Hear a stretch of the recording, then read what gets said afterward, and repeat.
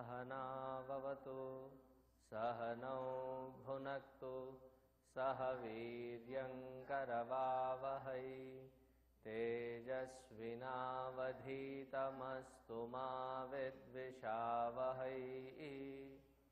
ॐ शान्ति शान्ति शान्तिः। गुरुर्ब्रह्मा गुरुर्विष्णुः गुरुर्देवो महेश्वरः गुरुरेव परं ब्रह्म तस्मै श्री गुरवे नमः। तस्मै श्री गुरवे नमः।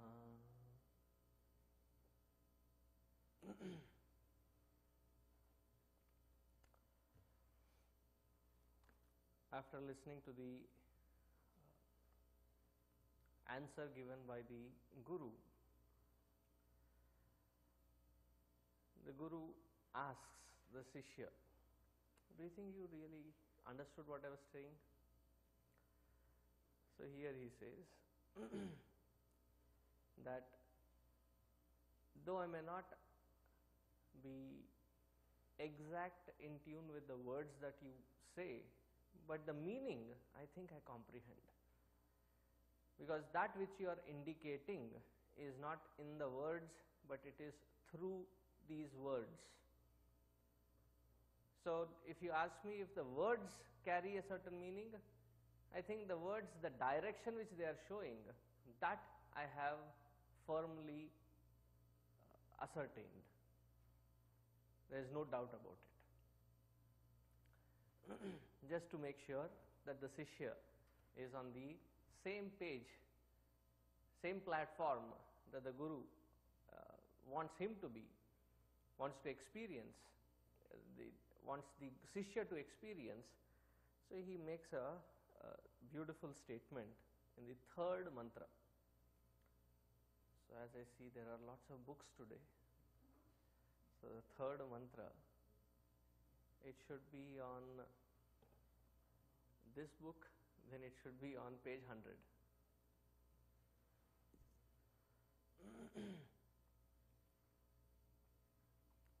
If it is not on page 100, search here and there. It is second chapter, third mantra.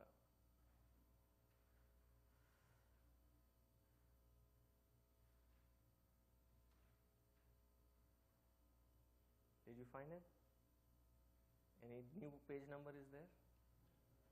97? Okay. So as of now we have 3 page numbers, 97, 100 and 113. 80? It must have been the oldest print in the present in this particular hall. Okay. Yasya matam tasya matam matam yasya na vedasaha avijñātam vijānatam vijñātam avijānatam.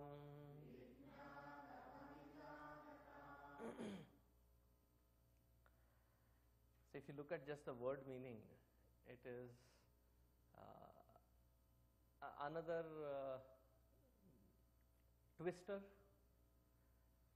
another googly from the Guru. So here he says, those who understand, they don't comprehend the truth. And those who don't understand it, they comprehend it, they understand it, they experience it. Because it is unknown to a master who has realized it, and it is known to the one who is not realized. What a twist. Let me go through all 4 sentences. If you think you have gotten it, you did not understand it. If you think you did not get it, then you have understood it. Because, what is the reason? The reason is simple. For the realized masters, it is an unknown phenomena. It comes in the realm of unknown. And for those who are not realized, they think it is in the known realm. I have never seen the entire audience riveted with their eyes open. What exactly are you trying to say? I think the mantra has caught your attention. Everybody is focusing with a quizzical mind. Like, what exactly does the mantra has to say? Yasya amatam tasya matam. He who knows that this truth is not something which can be comprehended alone can experience it.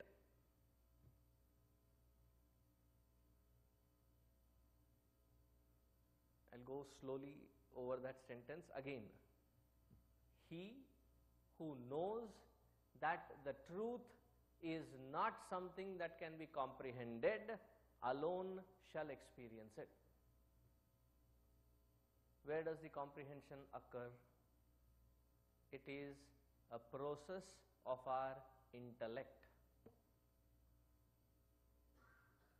Buddhi indriya grahya ati.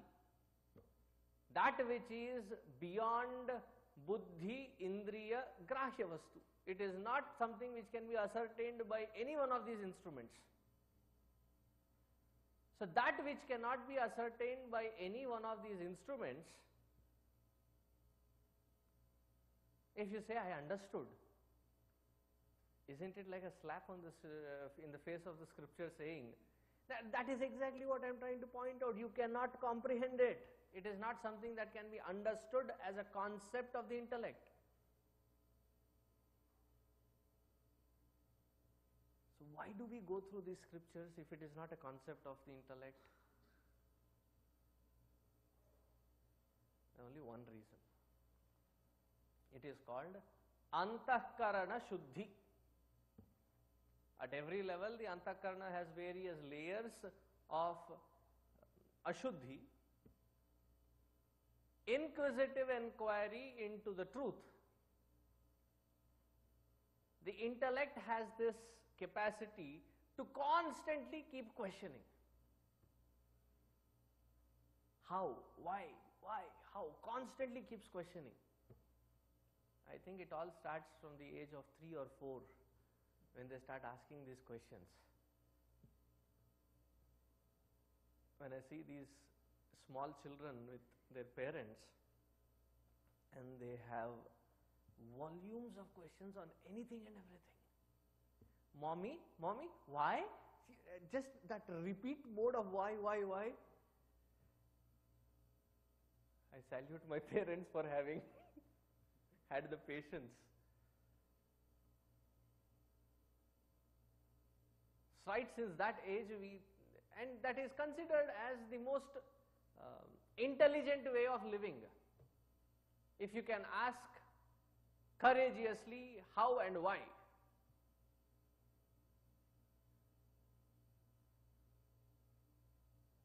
Spirituality starts after the itch of how and why comes to an end. That is the shuddhi of the intellect, buddhi, having reached which one can experience this truth. And it is impossible to turn that intellect off and neglect it and not answer it. It has to be answered. It has its own place, that it should ask questions, it should inquire, it should investigate. But these investigative processes come to an end. They are not endless investigations. Once we have reached a restful area within, in the antahkarana, that I may have 20, 30,000, 2,000 kinds of questions inside. But these are the known ones. There may be plenty more unknown ones. Having investigated into this field thoroughly, when all our queries are answered meticulously, the intellect starts now taking leap in faith. It's ready to step back and allow that process of inner unfoldment. Until then, even in Ravana Maharshi's Marga, he keeps insisting, ask who you are. Until what moment that you should ask this question, the questioner merges in the question.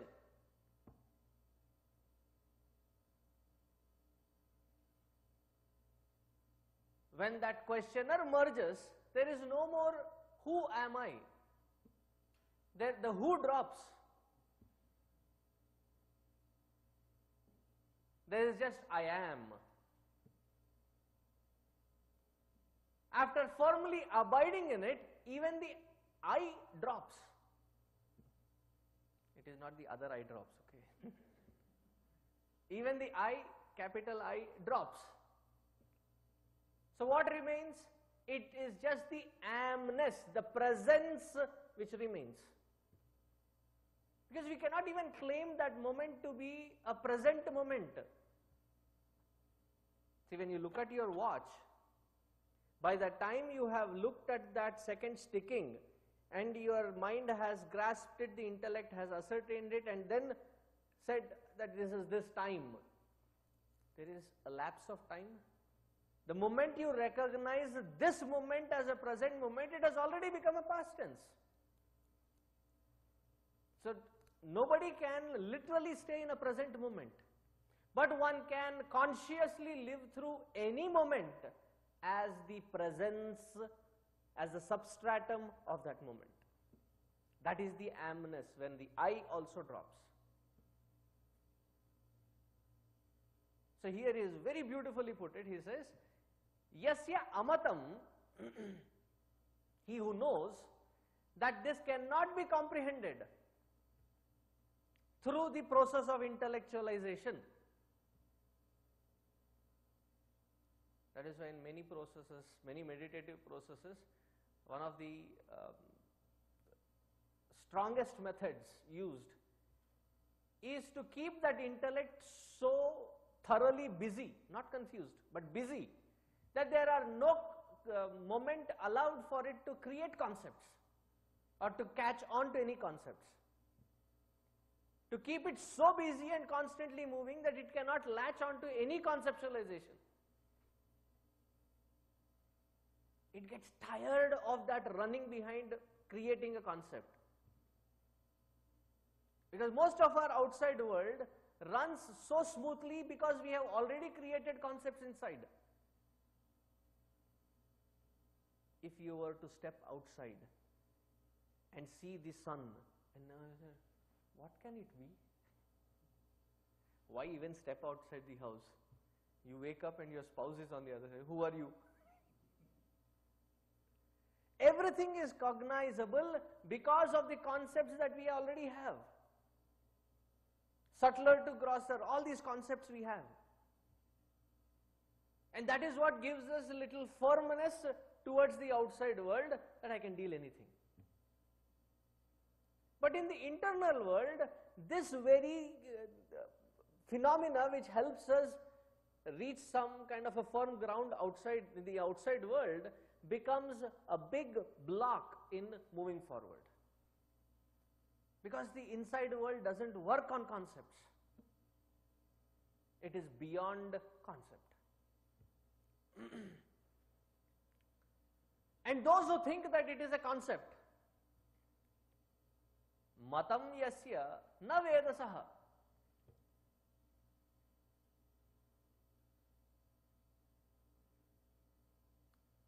A simple exercise would make this very clear. Because if I look at your faces now, it is brooding with such seriousness. When somebody asks you, who are you? What is the usual answer that we give? I am so and so, my name. What is a name? A tag. The tagging is also a concept.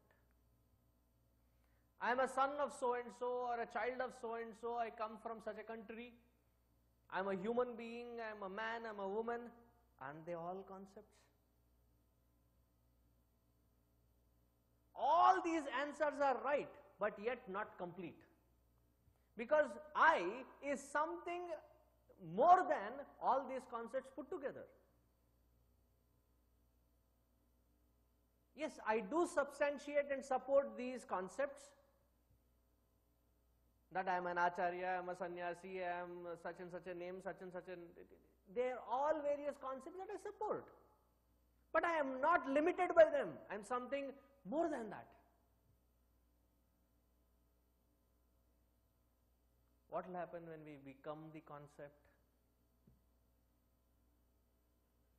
I have to create a pride for that concept, a value for that concept, and constantly push that value on every environment that I interact, that I am this concept and it has this worth, this value, you better be accepting this value. We constantly push our value on others.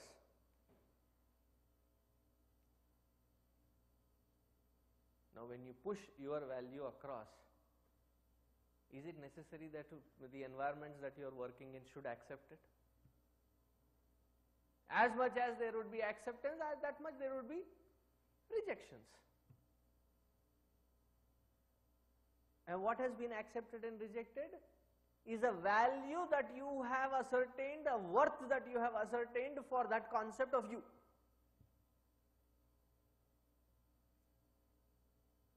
And because of that close identity to that value, that worth, if that value is accepted by the generic interactive platforms, first, I feel secured. Second, I feel welcome and invited. Third, this is the place our attachment gets firmly into that concept. I feel respected.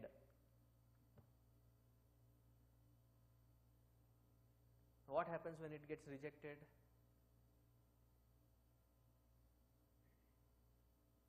I feel I am not taken seriously. I feel I am not welcome. I feel I am disrespected. What is accepted or rejected is not me. Is a value that I have been trying to push across of me. And that too, it creates any sort of disturbance, not because somebody has rejected or accepted. Because each one of them accepts it with their own value system, with their own evaluation system. Sometimes they evaluate us more than what we thought we are worth. At that time we brim with such wide chest and the ear-to-ear smile. I knew I am that good. You know, in this country they say, how are you? I am good. So on a funny note, I say, I am the best, but out of humility I say I am good. Because isn't that what we actually want others to say? That yeah, you were tried to portray yourself as good, but you are actually the best. What is happening? That evaluation that you have read from them, through their gestures, through their body language, through their words, various things that you have deciphered, you now compare it with your worth that you had and match it. If what you had was a small little and what they gave back was this big and feedback. Now this becomes the norm. And then with this I try to project outside, and when it comes back smaller than that, It's such a painful experience. The painful experience exists because I tend to compare. There are so many stages in this wherein we could stop. We could snap out of this conceptualization.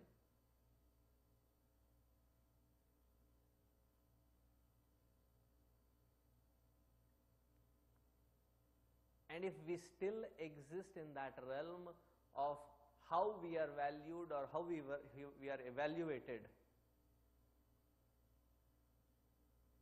I think we are getting carried away. That is not even considered as spiritual evolution.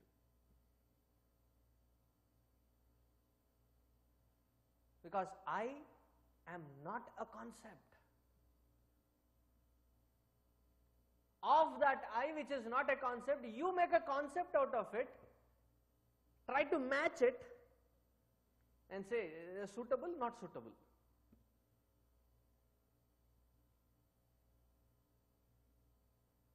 Various scenarios. The entire life we are constantly, getting the data, calculating it, deciphering it, evaluating it, ascertaining its certain worth, tag it. Unless the intellect and mind do this processing, they will not be at ease. Constant calculation. What is tiring is not the outside world, is not the responsibilities, is not the way that we are living our life. It is this brain, this is mind and intellect which is constantly engaged in these calculations which lead nowhere.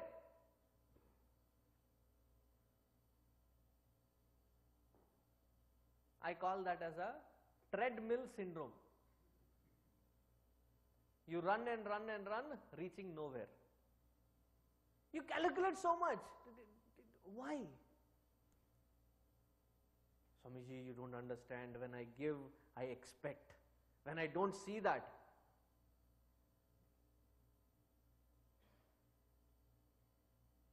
see, all this again goes back to Karma Yoga, Bhakti Yoga, Jnana Yoga. When those concepts are very clear and you are applying it in your day-to-day life, it is easy to snap out of that conceptualization and understand that I can never be a concept. Even I know that I cannot be a concept for my own existence, how can I be even evaluated or put against somebody else's opinion about me? Are you getting? Even this clarity leads to such an amount of courageous, fearless living in the world. I don't need to be scared of anything. It has to be taken with a pinch of salt. Fearlessness does not mean into everybody's face. That is called a rough edge of ego existing. That is not called diluting the ego.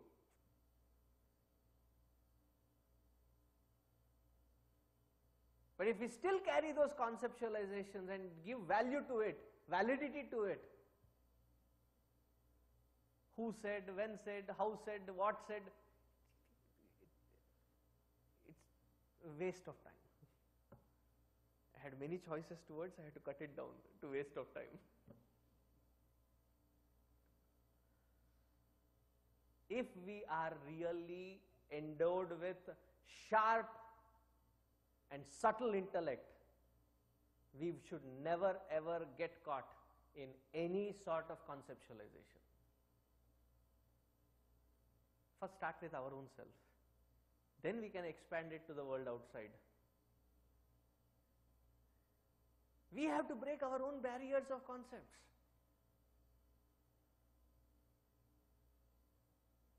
I'm beautiful, ugly. I'm smart, I'm intelligent, I'm dumb. These are all the attributes of those instruments. I am not them.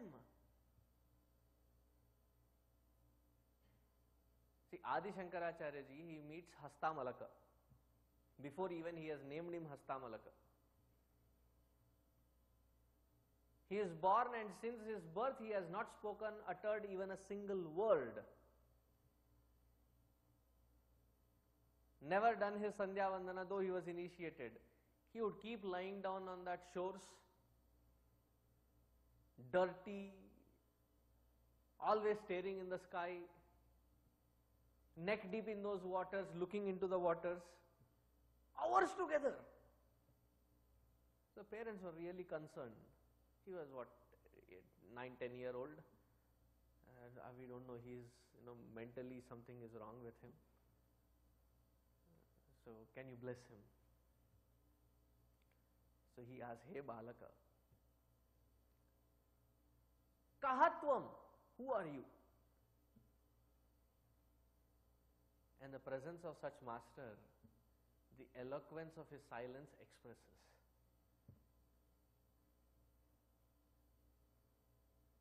And the nutshell of what he has said, Hastamalaka Stotram, is this concept. I am I. I am the existence. Whatever else others want to bind that existence with, I can never be. Naham Brahmanaha, Naham Kshatriyaha, Naham Shudraha, Naham Vaishyaha, Naham. He goes on the entire list of things, of concepts that we create, and looks directly into the eye of Adi Shankaracharya and says, Satchidananda Swarupoham. And I am not a concept of anybody. And for the one who could perceive or experience that absolute state without any doubt, so Hasta Amalaka Iva. Now I have a flower. Can you see the flower on my hand? Yes or no? Okay. So at this moment, what do I name myself as? Hasta Pushpaka. So for him, the truth was as though it was right there on his hand. It was that direct an experience. Why? He firmly believed I am not a concept of anything. So somebody intelligently asked, Swamiji, isn't that a concept to not hold oneself against any concepts? Yes, it also is a concept, provided it allows you to break the existing concepts.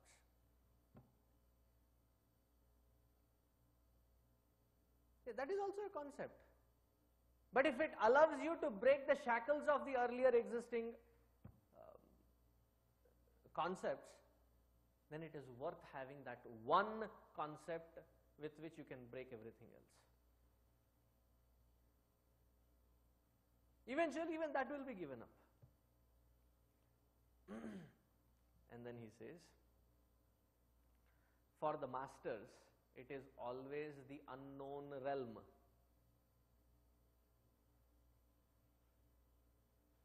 There is a very funny story. King Janaka is regarded as one of the most efficient rulers and a great realized master. Who is King Janaka? Sitaji's father.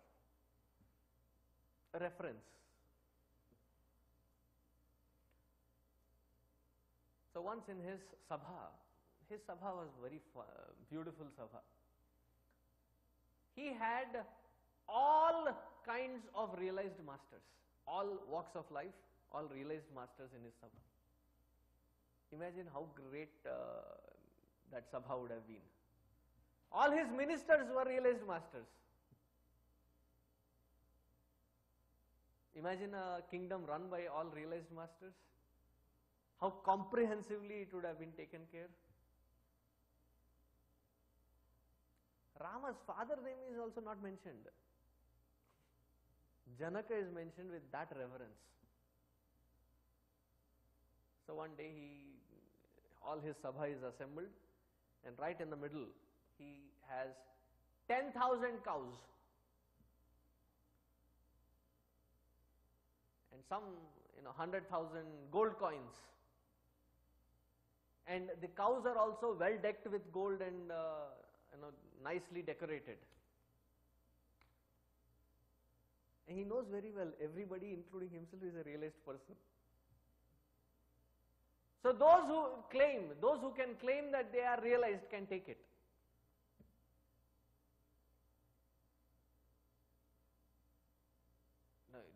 The moment you say you are realized, it is contradicting to the statement that you are realized.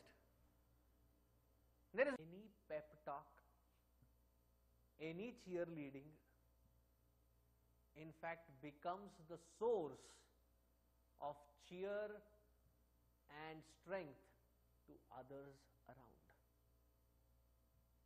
They are no more creepers trying to hang on to others, but they become supple but yet strong trees.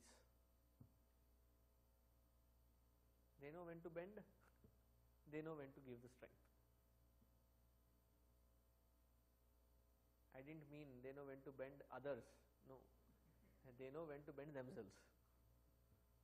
And they know when to stand and give that strength. And that strength can only come from within. Atmana vindate viryam.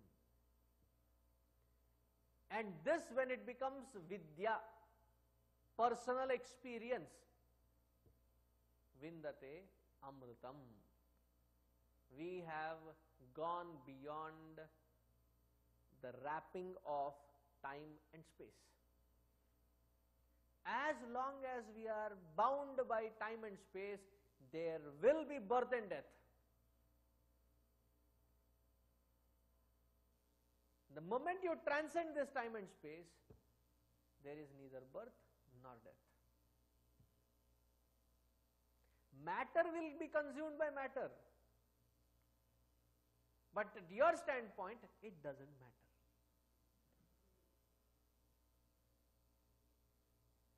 Atmana vindate viryam, vidyaya vindate amrutam. Now the last mantra of this chapter, the Guru says, in firm words, the Guru says, Iha cheda vedi tatha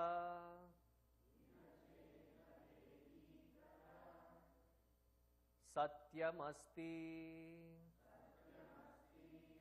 nachedi havedit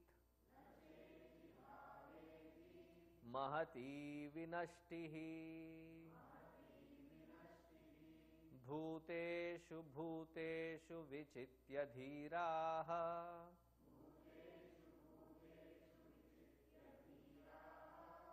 pretyasman lokadamrita bhavanti.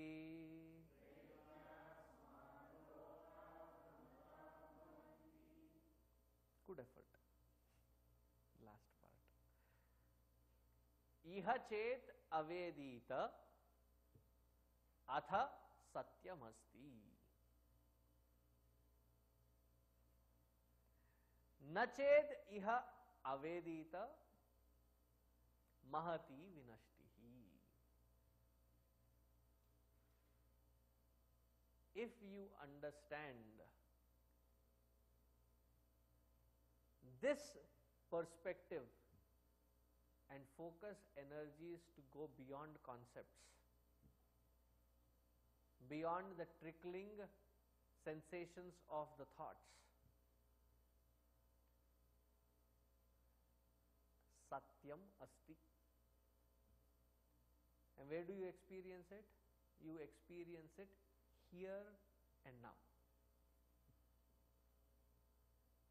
Realization is not considered as posthumous reality.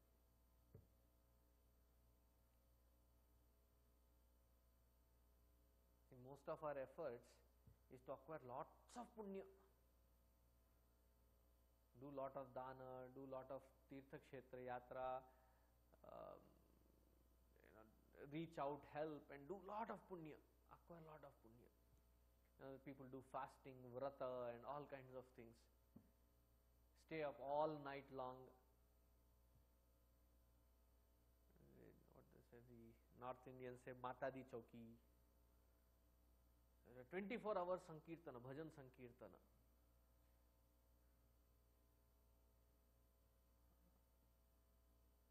The entire Shivaratri is spent. Om Namo Bhagavate Rudraya, Om Nam Ekadasha Rudra. Acquired lot of punya. All this struggle of acquiring punya to do what? Go up there and enjoy, have a blast.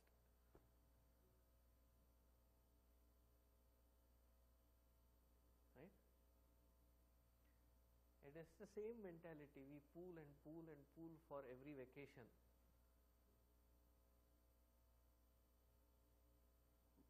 And once we go, we have a blast. Till what time? Till the last penny that will, last resource that will allow us to stay there. After that is done, yadgatva. Having gone there, it is not a permanent place. You are kicked back. The same rut again. So what is realization? Iha eva. Right here, right now. Transcend the conceptualization, transcend this internal equipment. Now you should understand, to whom is this message being given?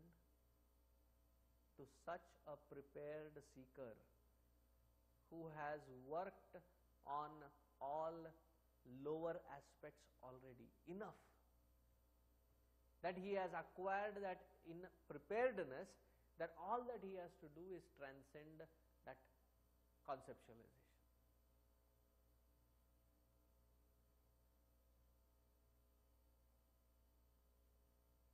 You cannot start midway.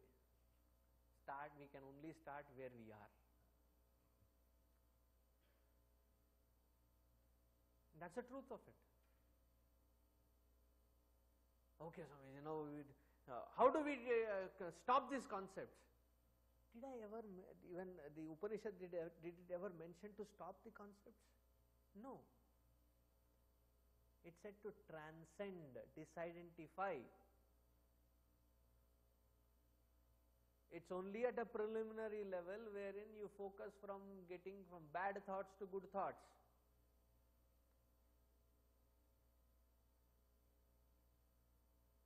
Now once you have gotten to that firm platform wherein you are not tossed much, you swim ashore. Now once you reach that shore, you watch these thoughts. And depending on the requirement of fulfillment of your responsibility, you pick a thought here or an emotion here, use it, apply it 100%.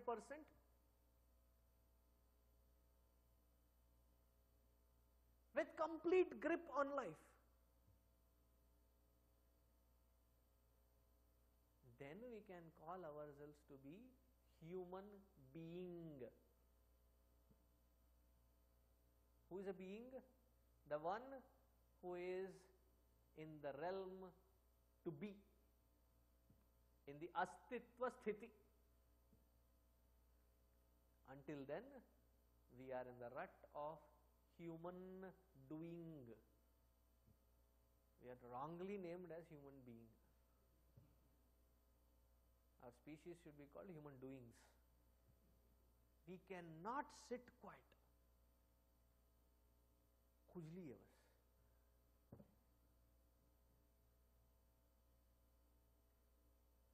So if there is still that itch of urge for the other lower things, please focus on them, satiate and get rid of it, and then come to this level.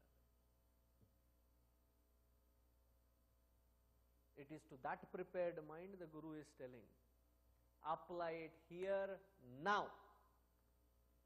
Transcend your equipment. Identify yourself as that conscious principle who powers, who empowers all these organs of perception, action, intellect, ahankara, chitta, everything, without whose presence nothing of this functions. he also mentioned in the earlier mantra, that it is not the Jiva Bhava too. When that conditioning of reflection, the moment you disidentify, there is no more conditioning. When there is no conditioning, there is only consciousness. There is no more reflection of consciousness. From that conscious state, awareful state, what you see around is called game of life. Now when you are seeing a game, do you get carried away? I am asking a wrong question. Because the answer is yes, we do get carried away. Because Mavs won here and I was in India, I got at least 16, 17 text messages. Swamiji, Mavs won!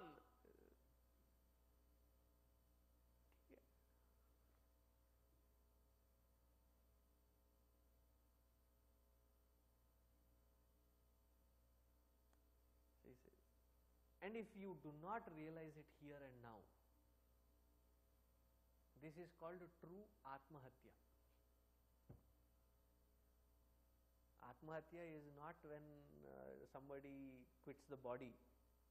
Atmahatya is when there is that environment, that all prerequisites are provided and we still do not prep ourselves to use that opportunity. Mahati vinashti. It's the greatest loss that the individual can ever go through.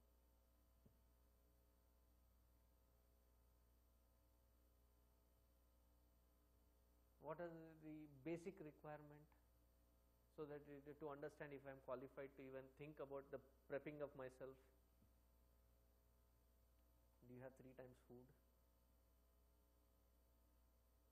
Do you have a roof on your head? Which includes clothing also. Do you have 4 friends to share your life with?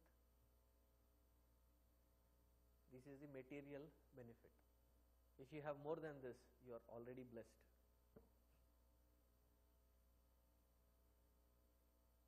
Now the internal blessing. What is the internal blessing? If you have the urge to liberate oneself. Mumukshutvam. If you have Mahapurusha Samsrayaha. I don't think you have any doubt about it now. Staying in this platform right now, you have blessings of the entire Guru Parampara.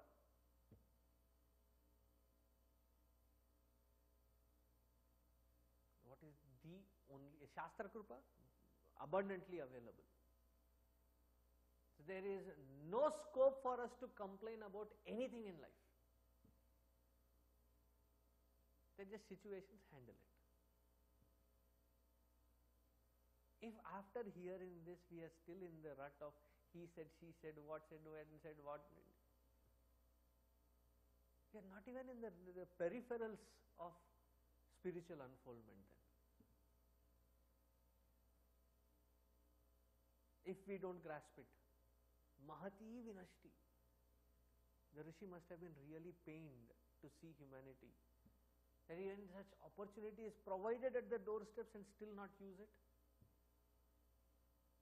See, earlier generations can be blamed, saying that these Mahatmas never came out of Himalayas or caves, they never gave this. Now it is at your doorsteps.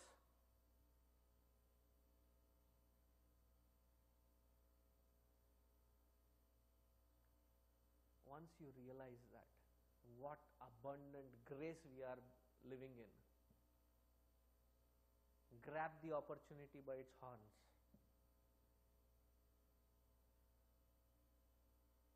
And cleanse, prep ourselves and tune to that awareness within. What is the experience?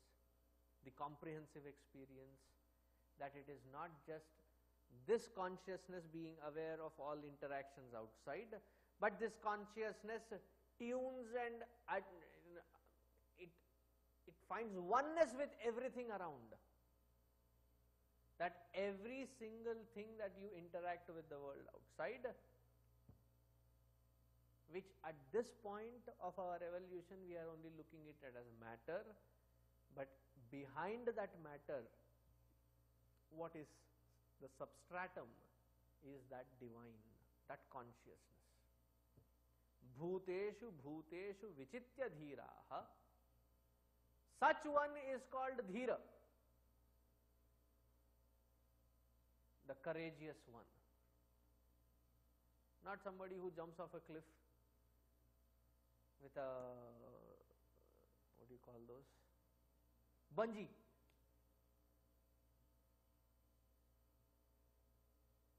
Or run through the forest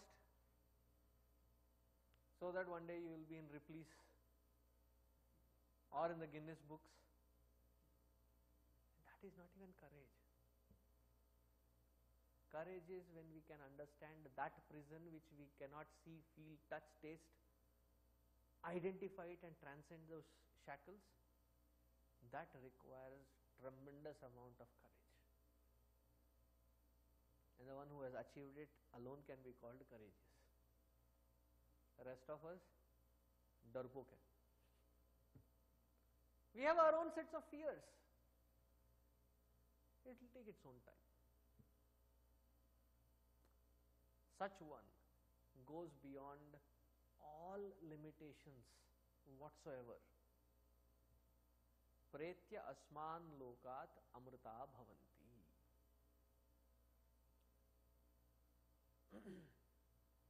So far, the Upanishad has given straight message with such power in each mantra.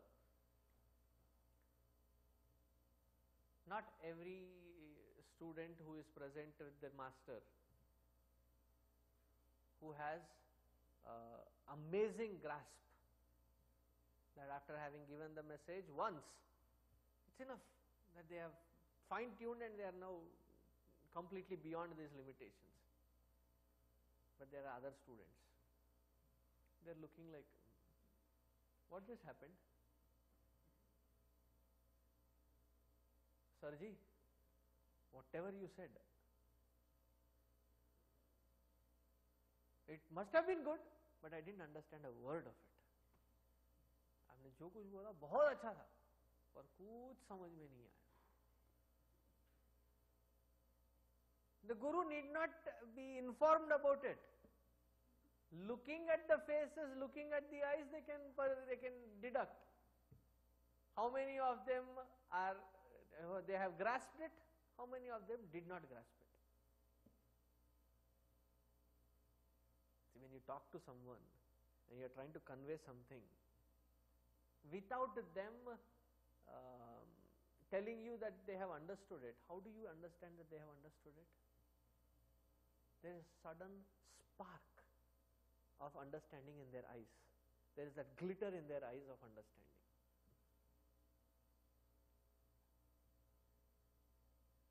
But these first two chapters are heavy material, intense material. And what will happen when there is intense material? We are intense. I can give various expressions that I was observing. What exactly are you trying to tell? I think I get it, but you say you don't get it.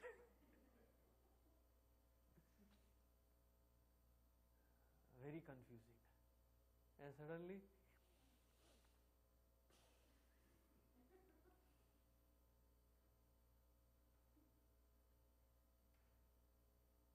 that's a brave effort to stop yawning.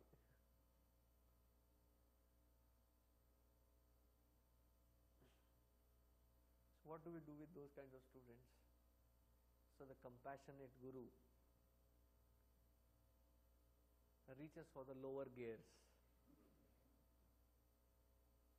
turns to the lower gear, but not missing the purposefulness of the message. That's the beauty. So in the third chapter, there is a story. Who doesn't like stories? If you ever come up saying that the story was not good, it is not because the story was not good, it was a narrator who was not good. Or the narrator's narration was not on mark, hence therefore the story was not good. In all our Puranas, there are lots of stories of these Devas and Asuras constantly battling. Right? So once upon a time, there was this Rakshasa or Daitya who had acquired some powers, chased the Devas away, and the Devas were beaten blue and black, pulped.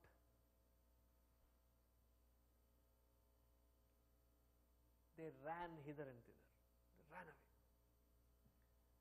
After saving their prana, looking around, assessing the situation, slowly sent code messages to the other Devas around. I am here available, where are you? So they all came back and they looked at each other, they felt so bad because each one was pulverized.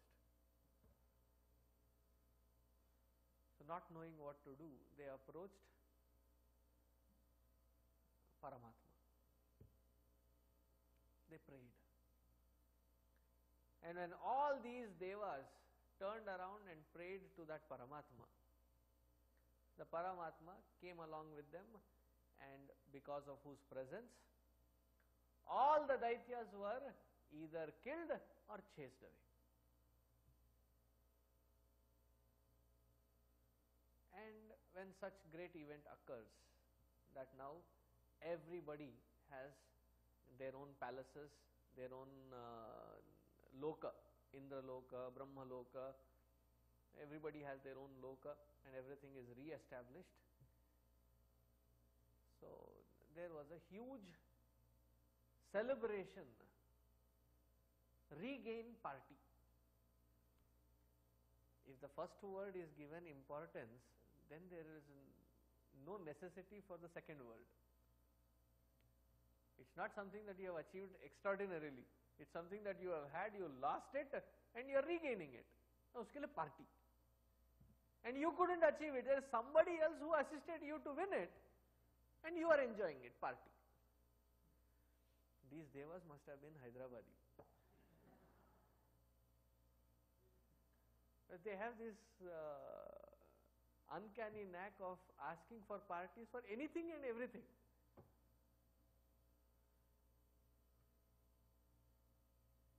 Mia phone liya, party. You got a phone, party. You came back home from the office, party. It's as ridiculous as that. When you meet a Hyderabadi, when they say it was yesterday, it could mean immediate yesterday to 2 years to 10 years. Their definitions are very peculiar. Kab kiya? Kal kiya tha. Kal is very peculiar. These Devas must have been a Hyderabadi. But somebody else's effort of that which they had lost, now they have regained it. Tell me a purpose for celebration. If they are really sincere, they would now re-evaluate the situation and make sure how they should not fall trap to such situations again. Take stock of situations. But instead, the first thing, they have established themselves, party ho jaye. Paramatma said, okay, bacche, okay, party, enjoy. He did not object. But in that party, each one started claiming tall tales. You know, when that Rakshasa was running through that, I chased him behind and made sure that he could never exit and I caught him. single-handedly 17 Rakshasas that day. I'm just imagining the story, okay. None of the details are here. So if not for me, said Vayu, Agni said something, Indra said something. Each one had their own tall tales. And when somebody starts off, I missed that knife, that blade, and it just cut me here. Ye to kuch bhi nahi hai. What you are saying is nothing. Look at me, look at here. The entire thing has been torn apart. And each one started putting themselves as such big achievers, as though they have accomplished a lot. Paramatma said, when will these people learn? When will these devas learn? So the Paramatma came to test them. So he comes in the form of a yaksha. He takes another form of yaksha in Yaksha Prashna in Mahabharata. That's a different story. Here he takes the avatar of a yaksha, Yakshavatar, and psychologically teases these devas. How does he tease these devas? I have tried it, okay. It is very effective. But I am warning you, very dangerous. Go to an unknown place, crowded place. Observe a person or a group of people, and with a straight face, without your looks giving away anything, keep staring at them. You are drinking coffee, keep staring at them. Don't laugh, don't smile, don't give any expression. Not one person, the entire group, just keep watching. And if you are lucky enough to watch it for 15 to 20 minutes, it's a data study for itself. The first time that somebody observes, one fellow will observe that you are staring at them. Look at and then glance away. When you look at somebody straight into their eye, psychologically what is the first reaction? They'll stare away. Clear away from the line of your stare. And then they would cross-eyed check. Is that fellow still staring? Okay, he's still staring. What is wrong? And then you get into the group.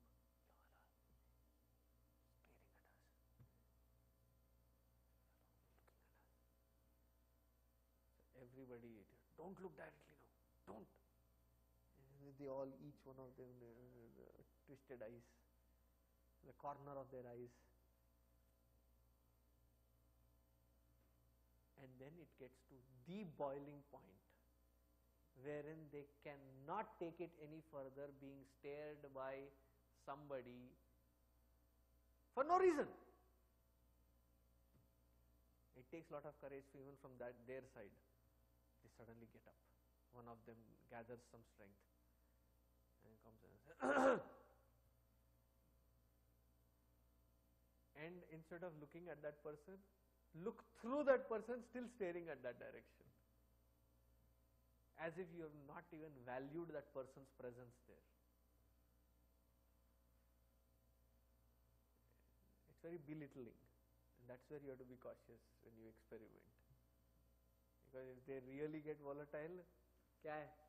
Oh, what are you staring at? Huh? They'll really get very edgy. So this Yaksha Avatara, Paramatma, stood there at a distance, away from the party of these devas, but he was watching them. And the devas could feel the Yaksha's presence.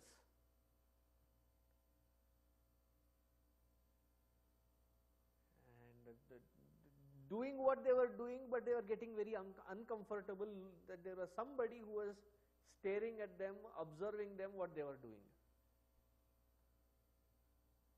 So as they were staring and observing, being observed, all these main devatas, they came together in a group. Kaun hai re wo? Who is that fellow who is staring at us? Did any one of you invite him? Without invitation, who is this fellow to come here? So then there will be one of them who will take the lead role and say, I'll handle it, don't worry. So it came to that level. So who goes first to inquire? This awkward silence that being observed, that we will see tomorrow. Suspense. They all turned around and now they decided who. What will happen? We will see tomorrow. That is the third chapter. Don't brush it away saying it is just a story. As I said, the importance of the pointer is not forgotten. It has been given at a lower potency. So, we will see that story and its significance and meaning tomorrow. Om Purnamadaha Purnat Purnamudachyate Purnasya Purnamaya Purnameva Vasishyate. Om Shanti Shanti Harihi Om Shri Gurubhyo Namaha Harihi Om.